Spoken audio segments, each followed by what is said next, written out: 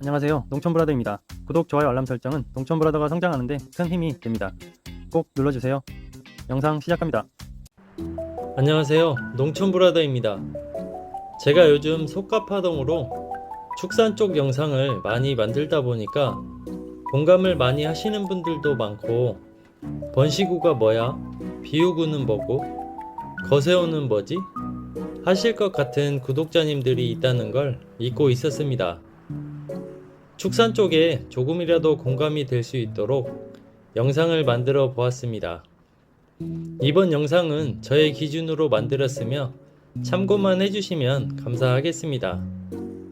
속값 파동 시작으로 속값이 100만원에서 많게는 200만원까지 가격이 폭락 중에 있습니다. 그런데 소비자가 소고기를 사 먹으려면 속값 파동이 맞아? 라는 생각이 들 수밖에 없습니다. 속값이 내려갔는데 왜 소고기 값은 크게 변동이 없을까요? 우리나라의 복잡한 유통과정 때문입니다. 농가에서 사육하고 도축장으로 갑니다. 도축이 되면 가공이 들어가고 판매가 시작되는데요. 유통 단계가 대략 5에서 7단계 정도를 거칩니다. 다들 아시는 부분이겠지만 소고기뿐만 아니고 많은 것들이 유통 단계를 지나가기 때문에 어느 정도는 아실 듯 합니다. 미국산이나 호주산은 가격이 많이 싸죠. 많이들 아시고 계실 텐데요. 고기가 안 좋아서 쌀까요? 아니죠. 생산 원가 차이가 다릅니다. 우리나라와 축산업 조건 자체가 다릅니다.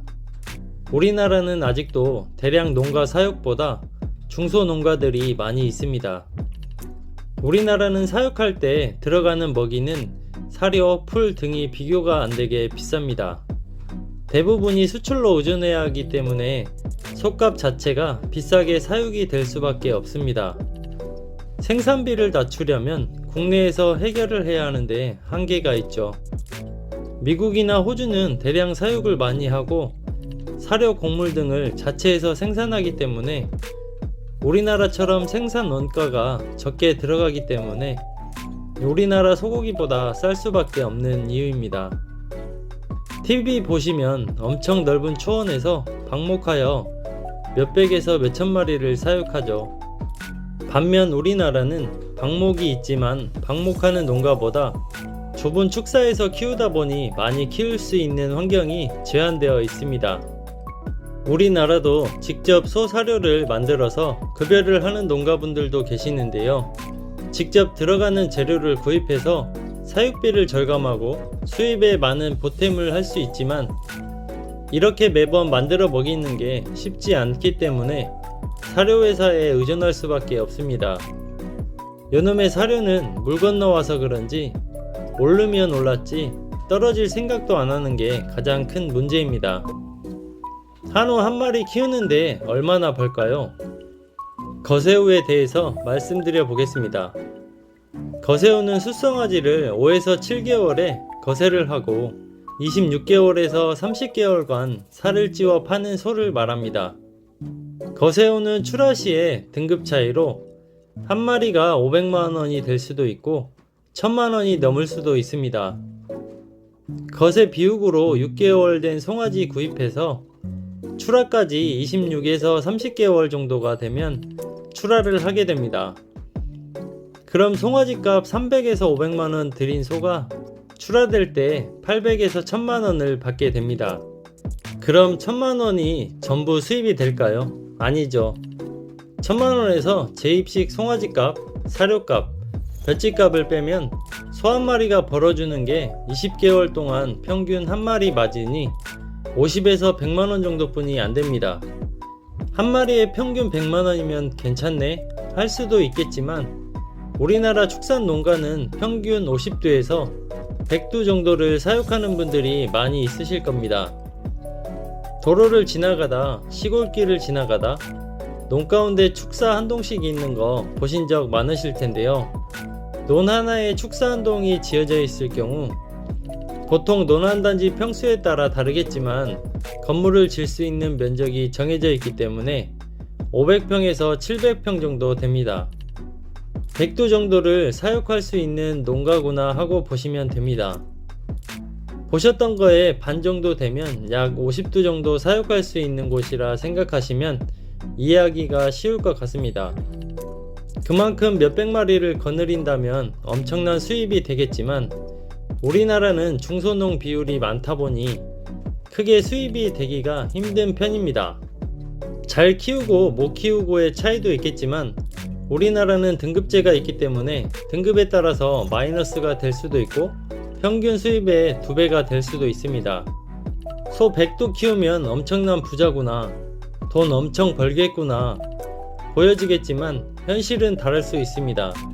물론 경영을 잘하고 시스템이 갖춰진 대농가분들은 제가 말한 거와는 많이 다를 수 있다는 점 참고해 주세요. 여기서 예를 한번 들어볼게요.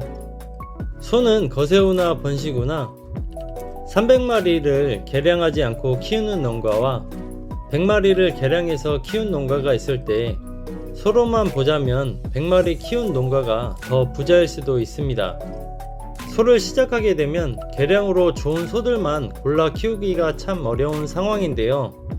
힘들어도 이렇게 개량하지 않으면 솥값 파동이 올 때 많은 손해가 되고, 개량을 한 농가는 솥값이 폭락해도 좋은 송아지 가격이 어느 정도는 잡고 있습니다.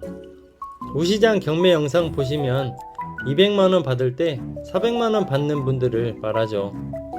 솥값이 금값이 될 때는 엄청난 돈을 버는 분들이 되겠죠. 요즘 축산업은 소가 많다고 좋은 게 아닙니다.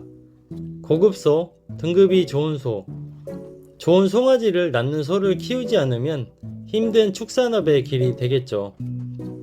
솥값 파동으로 손해를 보는 사람은 누구냐를 생각해보면 큰 피해가 가는 번식우 농가가 아닐까 생각합니다. 송아지 값은 떨어지고 생산비, 대부분 사료값을 말하죠.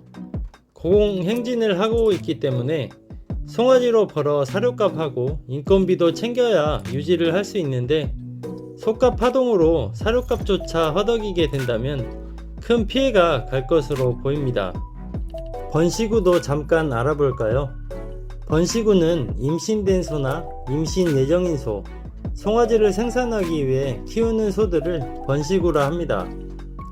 번식우의 주 수입원은 송아지겠죠. 송아지가 곧 수입이 되고 사료값, 인건비가 되기 때문입니다. 번식우를 하다가 암소 비육으로 가게 되는 경우는 보통 출산 2번에서 3번 정도 송아지를 낳으면 비육을 해야 고기가 좋다고들 합니다. 막상 번식우를 해보면 더 길게 끌고 가지게 되더라고요. 그러면 암소 비육을 했을 때 등급이 좋지 않아 좋은 가격을 받지 못하는 경우가 많이 있습니다. 수정을 아무리 해도 잘 안되는 암소가 있습니다. 이런 소들은 일찌감치 비육으로 전환이 되고, 토리 맡은 소, 쌍둥이를 낳았을 때 성별이 숫소, 암소가 낳는 경우를 말하는데요. 숫소는 멀쩡하지만 암소는 90% 이상이 번식 기능을 못한다 하죠. 10%를 보고 번식으로 끌고 갈 수 없으니 비육으로 가게 됩니다. 솥값은 떨어지고 코로나부터 오미크론까지 수출 또한 제대로 안되고 서서히 올라가는 사료 원료들은 폭등하고, 겹치고 겹쳐서 소 키우는 농가는 사료값으로 큰 부담을 느끼고, 솥값은 떨어졌는데 사먹는 소비자분들은 체감을 못하고, 왠지 여기서 드는 생각이 농부와 사드시는 소비자분들만 피해보는 느낌이 드네요. 어차피 떨어진 솥값에 소비자분들도 소고기가 싸져서 싸게 드셨으면 좋겠습니다. 몇 년간 그래프가 말해주듯이 폭락이 있으면 폭등도 있는 법. 잘 이겨내고 내 삶의 털을 지키는 건 농부의 몫인 듯 합니다. 농촌의 모습들을 담는 농촌브라더, 많이 부족한 거 알고 많이 배워야 하는 것 또한 알지만 열심히 하는 모습 많이 보여드리겠습니다. 시청해주셔서 감사합니다.